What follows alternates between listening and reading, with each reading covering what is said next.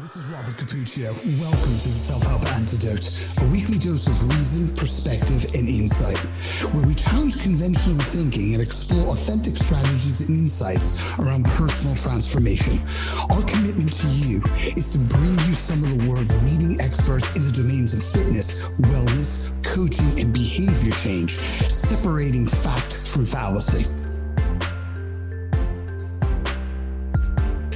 So one of the questions that came up in one of my recent workshops was something along the lines of, I'm paraphrasing here, how do you build and maintain a level of resilience in the face of so much uncertainty? I think that's a really powerful question. I think that's what we're feeling right now, a lot of us or a lot of our clients, the people that we work with or the people we lead. So I thought that would be a great subject to cover in this episode. Let's talk about uncertainty. The very word can feel like you're standing at the edge of an abyss peering into the unknown. But what if, instead of this terrifying void, we could view uncertainty as a canvas, a space that allows us to sketch new possibilities and bold discoveries? So imagine this for a second. You're standing in front of this giant blank canvas and it's intimidatingly empty, stretching out all over its wall in its full, stark, empty, white glory, daring you to make the very first mark. But you as the artist, as your hands hover clutching a brush, your mind starts to whirl. What if I choose the wrong color? What if the very first stroke I take ruins my canvas? But here's the thing about blank canvases. They're not necessarily voids. They can also present possibilities. The moment you add a stroke, the canvas begins to take shape. It also becomes more defined. And as it becomes more defined, it also becomes more constrained. If the canvas were already cluttered with somebody else's vision, like half-finished clouds, a tree here, a random bird there, you'd be stuck working around someone else's choices. Your creativity would be stifled by what's already there, what's been left behind by somebody who didn't even have the attention span to complete an entire episode with Bob Ross. Uncertainty kind of works in the same way. A blank canvas can feel daunting because it holds everything and nothing all at once. But within that openness lies the freedom to imagine, explore, and to build something that's uniquely yours. And the trick isn't to avoid the blankness, but to start somewhere and trust the process. So let's take a look at a couple of ways to do this. Step number one, start with the sketch. So in other words, reframe uncertainty as opportunity. When you're staring down the blank canvas of uncertainty, your first instinct is often fear. What if I mess this up? And that's normal because that's your brain's way of trying to protect you from failure. But what if instead of seeing uncertainty as a void to fear, you started to view it as possibly an invitation to play? So think of a sketch artist starting with light and imperfect lines. Those first couple of strokes, they're not necessarily a masterpiece, but they are the foundation. And the same thing applies to uncertainty. You don't have to commit to bold, permanent decisions right away. Have fun with something. Experiment, test ideas, scribble in pencil, know you can go back and you can revise later. Psychologist Dr. Todd Kashdan research suggests that curiosity is the antidote to the fear of the unknown. So ask yourself a couple of questions. First is something very open, and that is what's possible here? What might this lead to? How can I enjoy this process rather than fixating on the outcome? A blank canvas isn't necessarily a trap. It could be a playground. So step number two is choose your colors. What I mean by this is take small, deliberate, palatable actions. So every masterpiece begins with a single brushstroke, right? And the key is to focus on the first small step rather than having to take in and contemplate the entire picture. Overthinking the whole canvas thing can paralyze you. So just start with something manageable, and it doesn't have to be perfect, just intentional. For example, let's say you're uncertain about a career move. You could start by having a conversation with somebody in that field. There's not a need to go out and quit your job or revamp your entire LinkedIn page just yet. If you're nervous about public speaking, You can test the waters by sharing a quick idea in a casual meeting and build up larger audiences over time. So Dr. Angela Duckworth's concept of deliberate practice shows that resilience grows through small challenges just beyond our comfort zone. So every tiny action adds color and depth to your canvas without necessarily overwhelming you as the artist. Step number 3, embrace mistakes as art. In other words, reframe failure as feedback. Remember Bob Ross? I just mentioned he was actually one of my favorite dudes to watch in the afternoon. And one of the reasons why I loved Bob Ross and so many other people loved Bob Ross is because he was soothing. He was able to turn every mistake into a happy little accident. Do you remember that? So channel that energy. Get in touch with your inner Bob Ross. If your brush slips or if the color smudges, don't panic. Just adapt using creativity and curiosity. Failures and uncertainty are inevitable, but they're also instructive. Dr. Carol Dweck's work on a growth mindset reminds us that setbacks are opportunities to learn. They're not necessarily verdicts on your worth. Each misstep offers us clues about what works and what doesn't. Picture a toddler learning to walk. They stumble, they fall, they wobble a little bit more, and then they begin to stride. So each fail is progress. You wouldn't call a baby lazy or a failure for tripping. I don't know, maybe some of you would, and you should probably stop. But if, like most of us, you wouldn't, why would you hold yourself to a harsher standard? Uncertainty trips you up consistently. That's part of the process. And when that happens, we need to be able to laugh, adjust, and keep going. Step number 4 is adding depth with layers. And what I mean by this is focus on what's in your control. In painting, depth comes from layers, building on what's already there. Similarly, navigating uncertainty means focusing on what you can control and laying small actions over other ones over time. So here's a strategy. Right? Draw 2 circles on a piece of paper. Label one circle, what is it that I can control? And the other, what can't I control? And when you feel overwhelmed, write down the uncertainties in the appropriate circle, then focus your energy on the can circle. For example, you can't control how somebody responds to your new idea, but you can control how clearly you present it. You can't necessarily predict the outcome of a risk, but you can control how much preparation you put into it. Layer your actions over time, and soon enough, what felt like chaos is going to begin to take shape on your canvas. And step number 5, step back and reflect. In other words, step number 5 is about pausing and celebrating progress. Every artist knows the importance of stepping back from their work.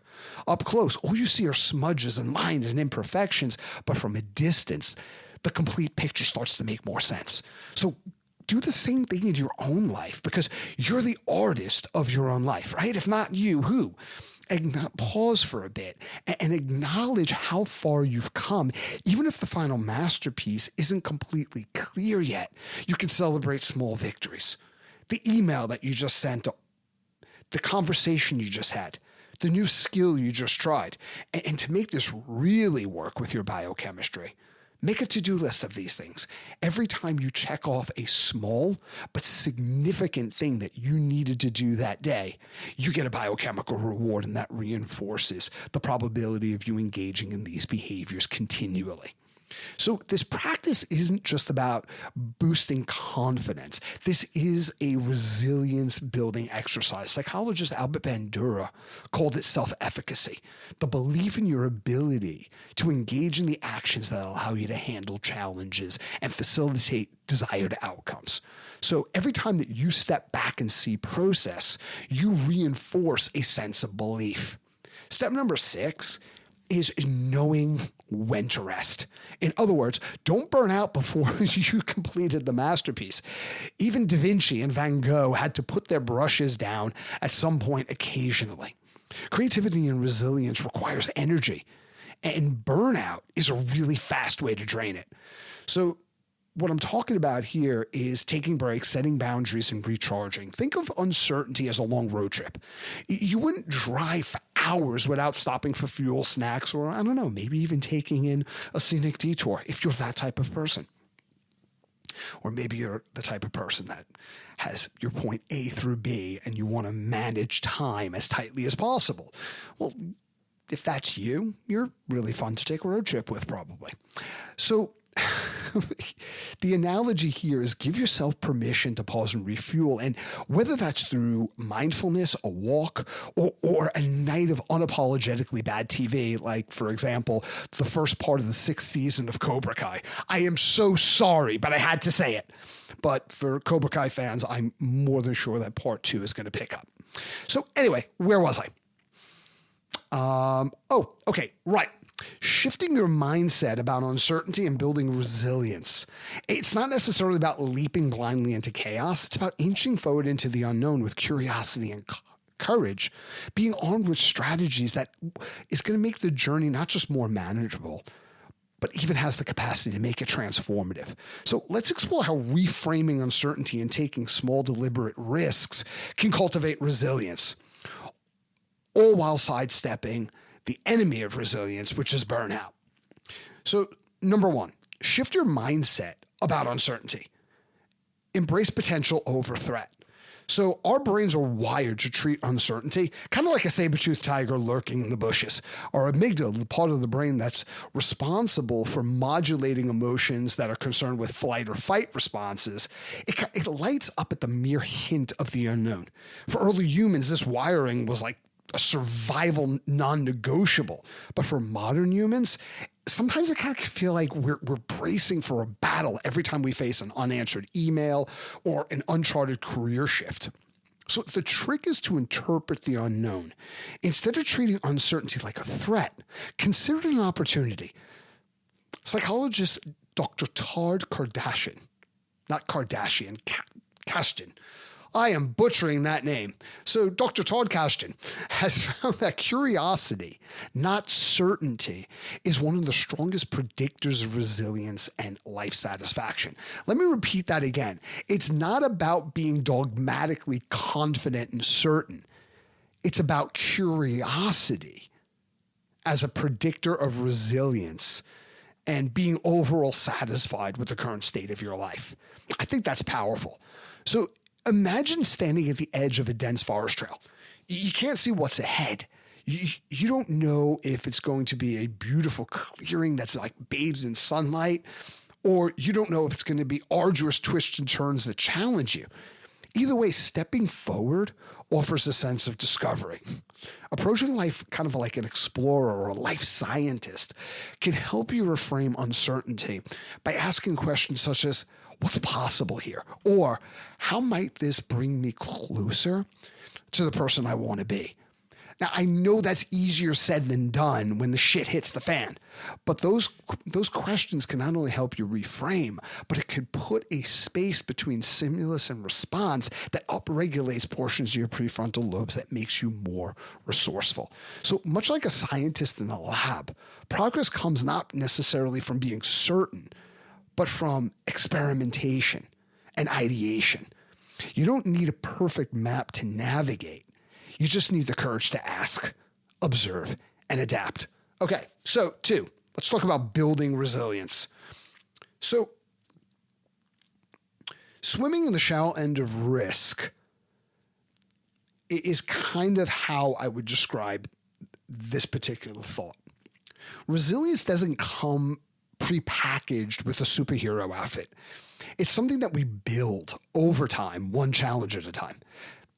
Think of resilience kind of like learning how to swim. Nobody's going to take you or take a kid and throw them into the deep end and go, just figure it out.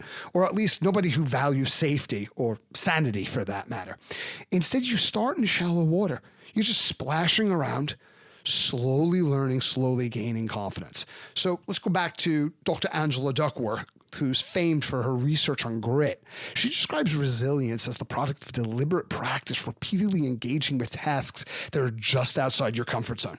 So if public speaking, can you publicly speak? But public speaking is what I meant to say. If public speaking is something that terrifies you, just start small. Share a thought in a team meeting or practice presenting to a group of friends. Hopefully not when they're drunk and belligerent, but when they're sober and they know that you really need their support. So stop screwing around. And when you do this over time, you might start to find yourself confidently delivering a talk to a small audience and then a bigger one and a bigger one. And I think anybody who speaks to mass audiences consistently for a living was probably, if they're honest, terrified the first time they ever presented to an audience, and they started small and then became the person they are today by living into it. So Albert Bandura, remember that guy? We just talked about him. He was the psychologist behind self-efficacy theory, and he argued that belief in your ability to handle challenges is what fuels resilience, or a major component of it. So it's taking on, identifying, and having the courage to take on challenges and reflect on what you did particularly well, which elevates your level of self-efficacy that over time will build resilience. And by resilience, I'm talking about your ability to effectively adapt. So each small risk, whether it's a critical conversation, a skill, a decision that you need to make, all of that plants the seeds of confidence that grow into the ability to weather bigger storms. So start small, but start somewhere. Okay, 3. Let's talk about reframing failures. Viewing every failure as feedback. So do you remember when you were learning how to ride a bike? Like every time you wobbled and you fell, it wasn't failure, it was feedback. Lean this way. You scraped your knees, right? That told you, okay, steady your hands. You brushed aside the embarrassment. You brushed aside your hurt pride, but you knew exactly what to do. And that was get back on the bike.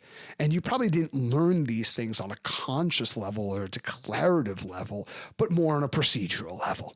Your brain made those adjustments with every error. And over time, you got just a little bit better, a little bit better, a little bit better until you were painstakingly competent. You know what I mean? This is when you were focusing full on at riding that bike, but you were able to steady yourself. You were able to make turns without falling on your face anymore. And it's the same way. Taking small risks and experiencing setbacks teaches us resilience until we start to develop competence. And if we keep going, we experience mastery. So let's take a look at Carol Dweck's research on a growth mindset. In her work, it emphasized seeing failures as learning opportunities, not necessarily measures of worth. So in other words, it wasn't an intrapersonal appraisal. It was just an opportunity to contrast what did I expect to have happen, what actually happened, what I learned, right? So instead of asking, why did this happen to me? We could ask something, okay, what can I learn from this? It's almost like a treasure map where every mistake offers clues to a better path forward, or at least, that's kind of what I learned from watching Nicolas Cage films. So when we're talking about avoiding burnout, we have to understand that in a state of burnout, resilience is highly unlikely if possible. Building resilience in a state of burnout is less than ideal, to say the least. It's almost trying to sustain a mountain climb without appropriate rest. So in 1924, George Mallory, a dashing British mountaineer, stood poised to become the first person to ever summit Mount Everest, the tallest peak on Earth. Now, to the public, Mallory was a symbol of ambition and perseverance, famously responding to why he wanted to climb Everest with the succinct and immortal phrase, because it's there. Right? So pretty full-on, intense type of guy. But behind all of the glamour of his exploits, kind of laid a darker reality. He had a relentless drive that often disregarded the human need for rest, preparation, and prudence to catastrophic results. So Mallory and his climbing partner, who was Sandy Irvine, they were part of a British expedition team that was determined to be the first to conquer Everest. And the expedition's goal was as much about imperial prestige as it was personal achievement. Britain sought to secure a victory for the nation by claiming Everest before anyone else. However, the expedition faced daunting challenges, to say the least, challenges that consisted of primitive equipment, limited oxygen supplies. What could possibly go wrong? wrong. And add on top of that the harsh, unpredictable Himalayan weather.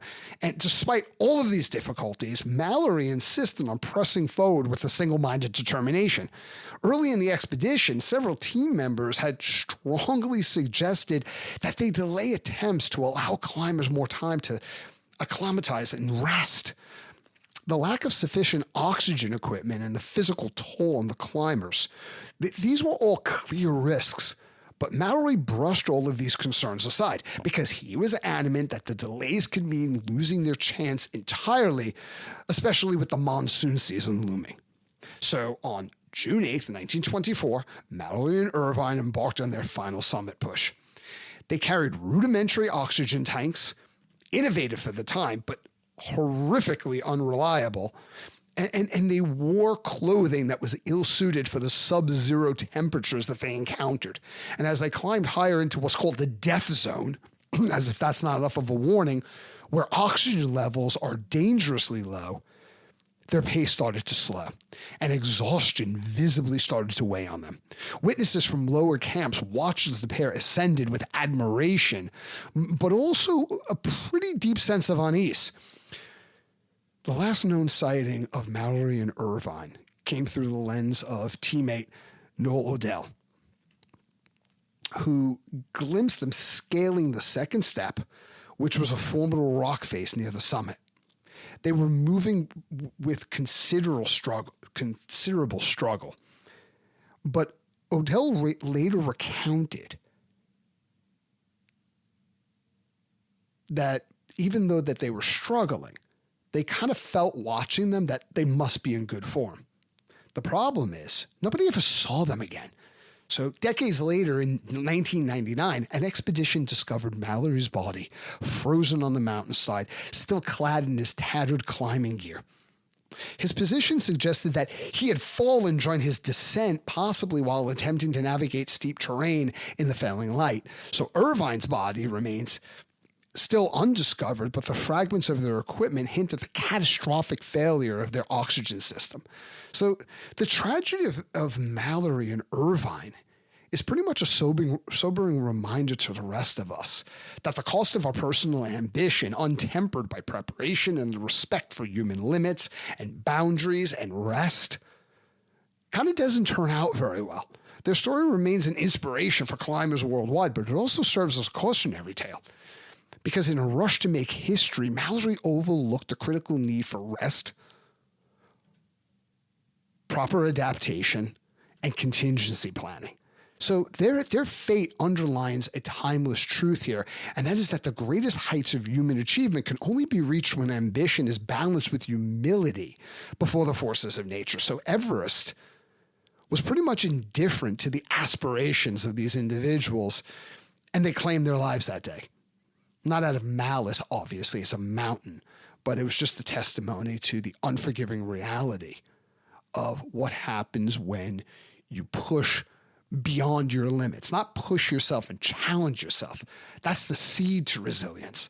But push yourself beyond your limits to no regard to rest, preparation, and rejuvenation. So let's take a look at burnout, the ominous companion of uncertainty. It's kind of like our body and our mind's way of saying, hey, I'm kind of out of gas here. So here's some tools that can help us avoid reaching a state of burnout.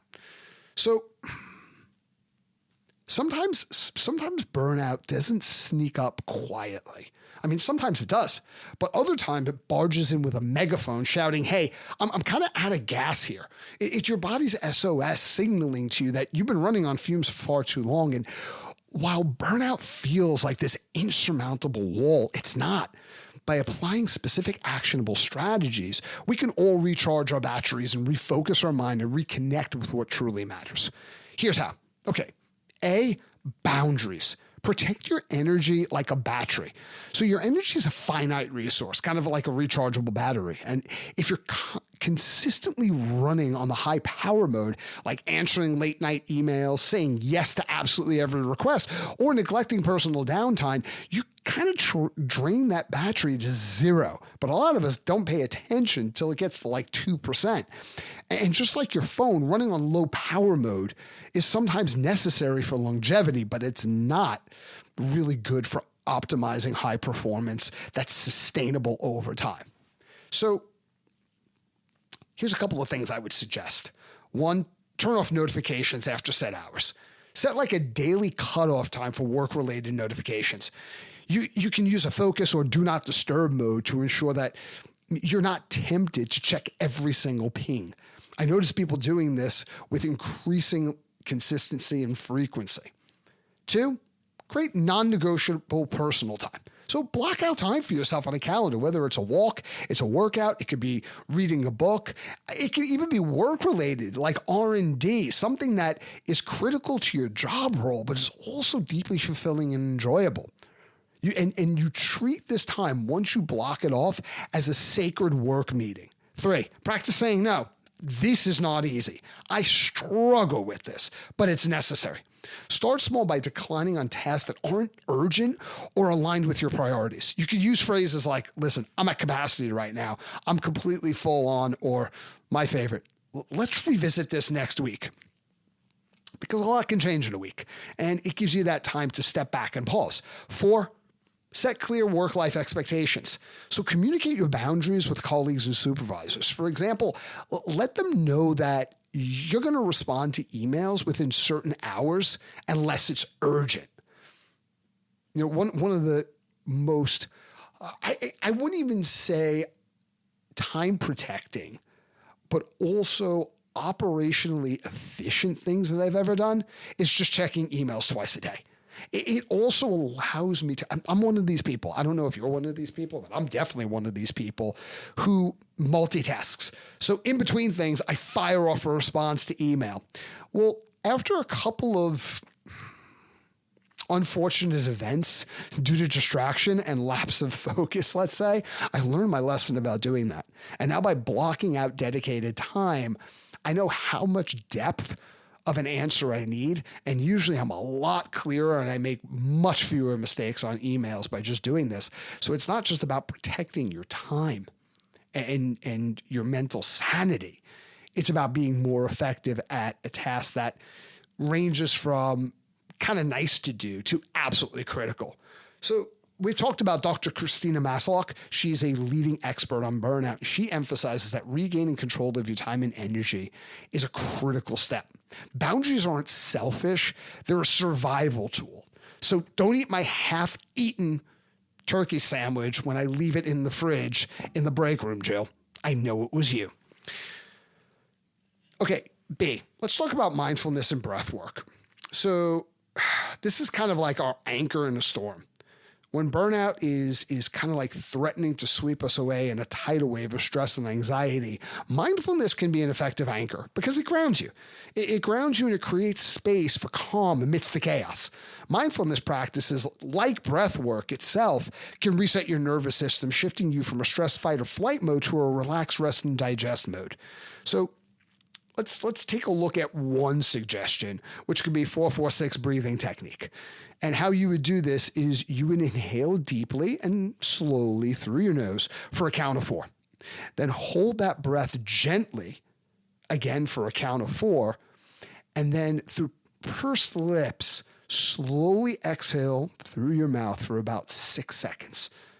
Now, repeat this for about 3 to 5 minutes. This exercise activates your parasympathetic nervous system, calming your body and your mind. Another suggestion is micro mindfulness moments. So you can take a moment to refocus on your senses. What do you see? What do you hear? What do you smell? What do you feel? And this pulls you into the present moment. Try mindful eating. This is actually something that I found really enjoyable. So instead of having your phone out and having Netflix on and whatever other device is competing for mind share, when you're eating, focus on just purely eating, savoring each bite instead of rushing through meals. 3, another idea could be scheduling daily mindfulness. So you can start with just 5 to 10 minutes a day. So you can download an app like Headspace. I love that app, or Calm. And these things can guide you through simple to utilize meditation exercises. So as Dr. John Kabat-Zinn, the pioneer of mindfulness-based stress reduction, explains, mindfulness isn't about eliminating stress necessarily, but learning how to respond to it with clarity and calm. Another idea could be social support, the campfire effect. So imagine sitting around a campfire on a cold evening, and the warmth, the crackling of the logs, and the companionship of other people creates a sense of safety, a sense of presence and connection. So social support works the same way. It buffers us from the isolating effects of burnout, providing us with warmth as well as perspective and engagement. So focus, clear intention and connection, gratitude to people, for people, appreciation of people, focusing deeply on conversation, all of these things can help facilitate changes in our brain, neuroplasticity that support the changes we want to make in our life. So here's some suggestions. Number one, reach out. Schedule regular check-ins with people that you really enjoy and trust. These could be friends, family, or colleagues. Even a 10-minute chat can help you feel less alone. I know that there are colleagues of mine that I check in with regularly, and it's not an interruption of work. It's the very nature of effective work, because in study after study, what separates high-performing teams from average-performing teams, perhaps more than anything else, is how the members of those teams interact with and build relationships and kind of synergize with one another around accomplishing their desired outcomes and fulfilling a purpose. So that's one way to not only kind of build resilience and stay off burnout, but it's a high performance strategy in and of itself. 2, join a community. I mean, this could be a hobby group. It could be a professional organization, a support circle. It's just a matter of being part of something larger that gives you a sense of belonging. I would recommend an improv troupe. I was doing a workshop and there was someone in there who said that her improv group plugs her into an incredible environment of trust and belonging. And it's kind of because everybody in an improv troupe has to serve one another. You're focusing on something and someone bigger than and beyond yourself. And you're doing something that's really challenging. You're doing hard stuff together in a coordinated fashion where no one could put it in park or first gear because you would ruin the skit for everybody else. So anyway, let me get off my soapbox, but improv is a great idea there. 3, share the load. If you're overwhelmed, don't hesitate to ask for help. Delegating tasks or sharing your struggles in an environment of vulnerability can lighten the mental load. It also makes people trust you. When people go out of their way to help you with something that's not an unreasonable request, it reinforces the type of person that they most want to be, and they start to have better feelings about you. So when you share your load, you're modeling vulnerability, you're creating a dynamic within your team that supports high performance, and what you're doing is you're endearing yourself to other people because you're allowing them to engage in behaviors that reflect the type of person they most want to be or become. Another one, number 4, could be practice active listening. So when you're engaging with others, focus entirely on what they're saying. Not checking text messages, surfing social media, but focusing completely on every word that's coming out of their mouth, what the emotional content is and the context, because this will deepen your connection and it fosters mutual support.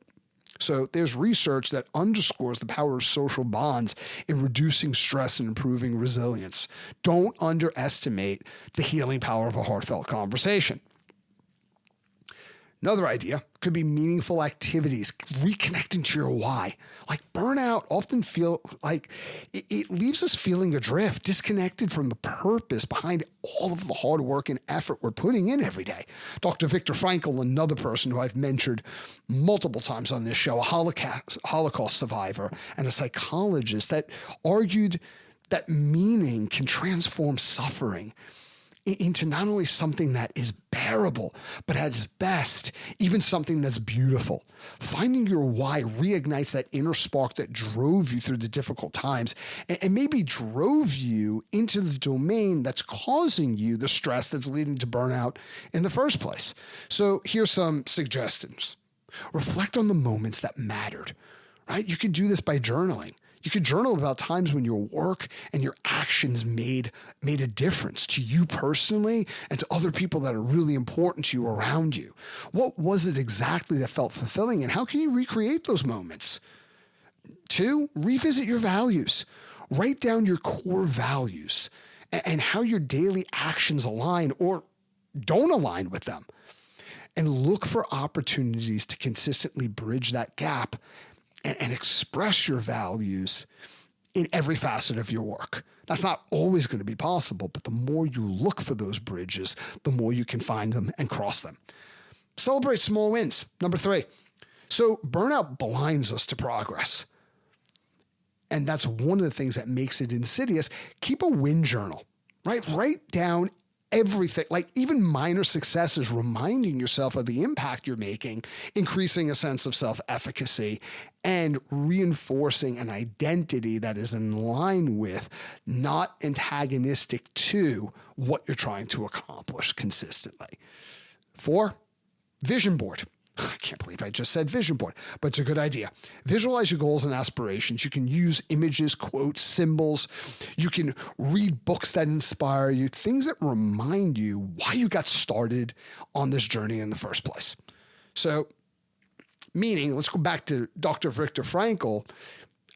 He suggested that it's not necessarily something you stumble upon. It's something that you actively and intentionally cultivate over time. So reconnecting with your why transforms, it has the ability to transform even mundane tasks into stepping stones towards purpose. Resilience is not necessarily just a trait. We talk about it like it's some innate part of character, but it's more than that. It's a lifeline. It's a skill that turns obstacles into stepping stones and it takes setbacks and it allows you to utilize those setbacks as frames to more fully appreciate opportunities for growth. Take a look at it almost like you're going through and you're watching a film for the second time, where you're going back and watching what happens, and it kind of informs you in ways that helps you understand how the plot unfolds. So resilience is kind of a strength that we can build that allows us to rise after setbacks, rise after we fall, if you will, so we can adapt when life is challenging and demanding. And it keeps us moving forward when the path's uncertain.